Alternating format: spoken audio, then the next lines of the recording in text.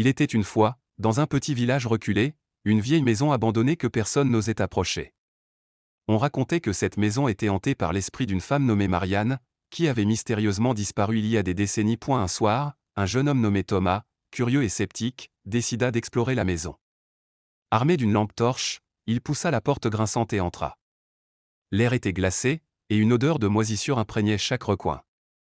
Les murs étaient recouverts de vieilles photos jaunies et de peintures effrayantes. Alors qu'il montait les escaliers en bois qui craquaient sous ses pas, Thomas entendit un murmure presque imperceptible. Il tendit l'oreille et suivit le son jusqu'à une petite chambre au fond du couloir. La pièce était vide, à l'exception d'un vieux miroir poussiéreux accroché au mur. Intrigué, Thomas s'approcha du miroir et essuya la poussière pour voir son reflet. Mais au lieu de son propre visage, il vit une femme en haillons, les yeux pleins de désespoir.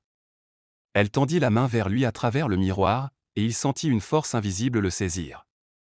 Terrifié, il essaya de reculer, mais il était comme cloué sur place. Et la femme dans le miroir murmura « Libère-moi » avant de pousser un cri déchirant. Soudain, le miroir se brisa en 1000 morceaux, et Thomas se retrouva seul dans la pièce, tremblant de peur. Et elle quitta précipitamment la maison et jura de ne jamais y retourner. Mais chaque nuit, dans ses rêves, il voyait le visage de Marianne, l'implorant de la libérer.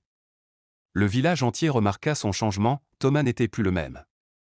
Il murmurait sans cesse des choses incompréhensibles et semblait habité par une terreur incessante. Un jour, Thomas disparut sans laisser de traces, tout comme Marianne des années auparavant. Et la vieille maison resta là, attendant sa prochaine victime, avec l'esprit de Marianne piégé à jamais, cherchant désespérément quelqu'un pour la libérer.